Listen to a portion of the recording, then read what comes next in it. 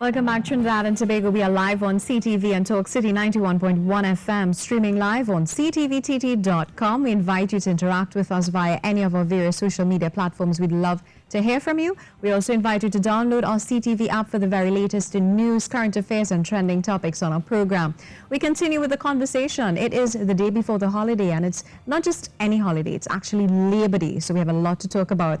Joining us on set, we have none other than the president of the Amalgamated Workers Union, Mr. Michael Prentice. Good morning and welcome. Good morning to you and good morning to Trinidad and Tobago. So my big question, what's on the agenda for tomorrow?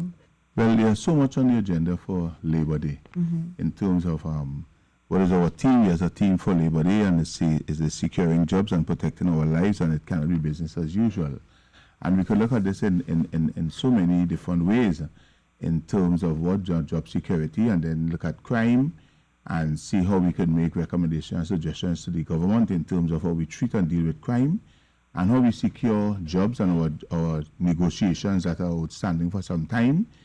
And we really and truly asking government to look seriously at directing the CPO in terms of starting all our negotiations so that we can reach some level of settlement of some sort and make recommendations in this regard.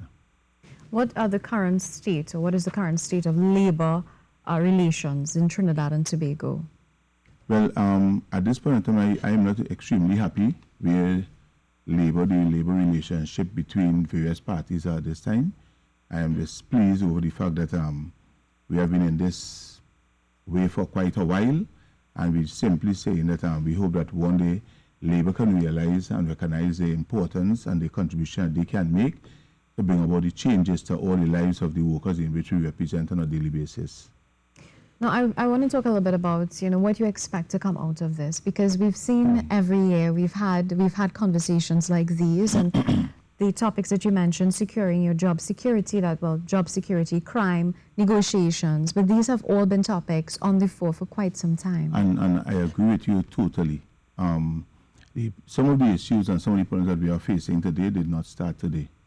Many colleagues of mine may not be in agreement with me totally in terms of saying that this administration is not the administration that created this problem. They would have inherited a situation that is bad, and they are doing, in my mind, fighting and struggling to get us out of this situation. This union remains focused in terms of stating that the level of problems that we face, we must find a common ground in which to operate in. If we don't do it, it means that it will be very difficult for us, not just us as trade unionists, but us as the working class going forward. And we must find a way in which to meet with the administrators and have conversations, meaningful conversations that could bring about the changes that we would like to see for not ourselves only, but for our children and our grandchildren. I have oftentimes said as President General of my union that I would like to be in a place where when my children ask me any question as regards to how we get here and why we are in this situation and what I would have done and suggested to the state in terms of bringing about the changes, I would like to be able to answer in the affirmative and say, yes, I would have put up my hand in offering to make a difference in this country. We cannot continue where we are. We cannot continue where we came from and believe it is normal. It's not, definitely not normal, not in any sense of the word at all. Would you say that we are any closer to achieving our goals as it pertains to job security, for instance? Well, we are struggling. Labor has borne out the backs of struggle, and we continue to struggle. But I have oftentimes said that trade unionists and government need to put the differences aside, recognize the problems that we are faced with, recognize that we have a huge responsibility in our hands in terms of guiding our workers and our members, not our workers, but our members more so, in terms of how they deal with the problems that face us on a daily basis. Many times as trade unionists, I believe that we can do a lot more. I also believe that the state, whichever administration is in charge, ought to do a lot more than they are doing. Maybe some trade unionists and some people may want us to forget 2010 to 2015, but I can't. I can't in good conscience sit down and believe that it is we are a 90 wonder. That has been an old saying, that this country is a 90 wonder, and we forget where we have come from, we forget why we are here, we forget how we get here. And I simply cannot and will not forget what happened between 2010 and 2015, I cannot now sit down and just blame an administration for some of the issues and challenges that we have today. It did not start in 2015. It started before, and I cannot forget that. All right. Now, there's a saying that there's power in number. Would you say that there has been significant collaboration among the trade union movement in order to achieve these goals or get your voices heard? I am saying no. Maybe from JTOM's side, yeah. Maybe from the other side, no. Simply because of the fact that sometimes I strongly believe that there's too much ego existing outside the trade union fraternity. I mean, many times I also feel that if Butler and they were here, and Elmer Francois and Rienzi, they would have been probably crying shame on us as trade unionists in the 21st century, that we seem simply cannot get our acts together. We seem simply not to understand and recognize that we are representing people.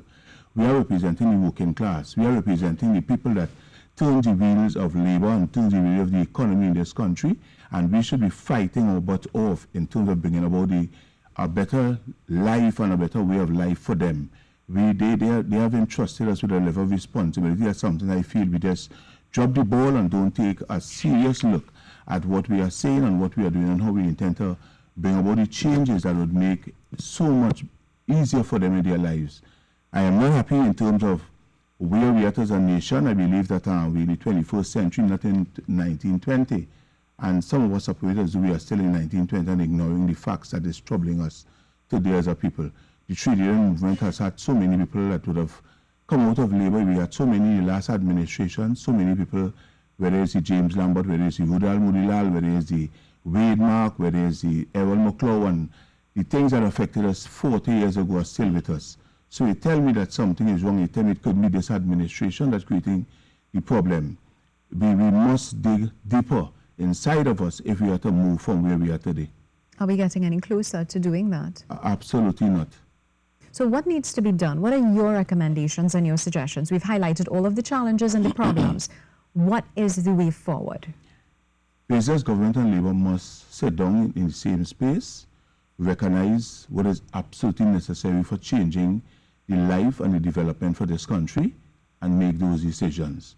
It cannot be about whether it is Dr. Rowley, it cannot be about whether it's the former Prime Minister, it cannot be some members of the trade union fraternity. It simply can't. We must recognize that we need to bring about these changes by conversation. And until we start sitting down as a people and understanding that we have a responsibility to chart our destiny and chart our future, then and only then these changes and these development can really be meaningful to all of us. What are your plans as the president of the Amalgamated Workers Union? The only thing I really would like to say today, this morning, and I hope both the Prime Minister and the Minister of Finance is listening. The Amalgamated Workers Union see things in a particular way. It may not be all agreed upon with all other trade unions, but we strongly believe that our negotiations is 5 years outside of the period it should have been. We also recognize that the economy is not in the best place that we would like it to be. And I listened carefully to the Finance Minister and the Prime Minister a week ago, stating as regards to all these companies that would have been taken back from the Clico Finance body and offering things to the small people. Well, we are saying from Amalgamated Workers Union that we are prepared to sit with the administration, sit a CPO, time to go to the table meaningfully and sit down and have conversation with the union. The fact of the matter is we are representing the daily paid workers. Not only my union alone represent daily paid. The NUJFW also represent daily paid workers union. And we are saying that we must look for what is in the best interest of the workers. At the end of the day, we are asking and calling on them to meaningfully sit to the CPO, start negotiations. We would like negotiations to start. We don't want, in the event if the economy get better or if the economy get worse, we were nowhere near closer to settling these negotiations. We are prepared as an organization to do what is in the best interest of our members. Our members put us here, our members put us to represent them and to do what is in the best interest of them, bearing in mind what is the state of the country that our children and grandchildren have to live and work and develop here. So we must take into consideration all these factors in reaching a settlement where the state is concerned. Can we expect anything different tomorrow for Labor Day celebrations 2018? Well, there's a whole lot more that would be said on Labor Day, because many trade union leaders will have their own views and opinion in terms of how they would like to see things. I think going forward, we will see a lot of changes and a lot of comments being made, a lot of demands being made, which is the norm for the past 40 or 50 years and beyond. We're looking at labor in terms of finding a space and understanding our role and responsibility as labor, understanding the role in which we play in terms of advising the working class as to what are the rights, one, and two, whether or not that is in the best interest of them. It cannot be in the best interest of us at all. We must recognize that we need to really and truly advise our members and advise our members properly. Who are the factions we can expect taking part in celebrations tomorrow? We would have heard some comments, I believe, from PSA President talking about possibly making amends and that sort of thing. I want to be very honest with you, my dear. I'm not in the least interested in what he has to say. Some of the problems that we are faced with today, created by him. So I'm not interested in him. JTOM has a number of trade unions under its remit, and these trade unions, as far as I am aware, will be in Faizabad. There's most of, if not all of the negotiations are outstanding, and we will be calling on the state to do what is in the best interest of the people in terms of making decisions that will change our lives for the better, not for the worse. The reality of the matter is, and I must say this, I hear some piece of the news last night where apparently this president is saying that the Prime Minister shouldn't go down in Australia and negotiate both. But when he was negotiating with the former Prime Minister, he didn't remember that. He was the president and he should have been negotiating with the CPU and not with the former Prime Minister. He is now saying that this Prime Minister mustn't do A, B, C, and D, and G. Let's look at the state of PSA. He wants to look at what is happening in his own organization. The one union will take the next union to court in order to bring about the type of respect that the workers in this country should receive. What's the joke, okay? I really want to discuss him. It really angers me when I have to sit down and recognize that someone who would have signed 5% and signed away our rights to free collective bargaining, and then 3 years later, the former government giving 14%. These are some of the problems that have us in the sorry state in which we are in this country today. People don't want to admit it. Well, I will admit it, and I will say publicly that as a result of the behavior of some trade union leaders and the ego which apparently does seem not to be able to drop, that is why we are in this sorry state. We are not here only caused by 41 politicians. We are here also caused by some of our own undoing as trade unionists. And I cannot sit down and just accept and give other people the sort of responsibility and say, you are responsible for this, and not look at ourselves. We need to do a lot of introspection as trade unionists, as ministers in government and parliamentarians in opposition, and ask ourselves if we are really and truly care about this country, and if we do what we believe is the best thing for this country and for the people in which we represent.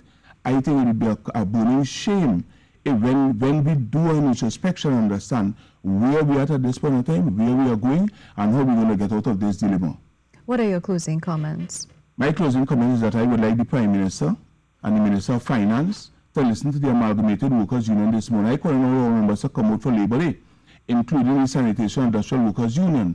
While I am doing that, I am calling on them to pay very close attention that we are saying we are prepared to sit down and negotiate in terms of all those companies that would have been taken back from CLECO policy holder, from CLECO in terms of the issues that would have affected us, where we have billions of dollars inside of their investment there, then we're prepared to accept bonds, we're prepared to accept shares, once it brings a relief and a settlement for our members.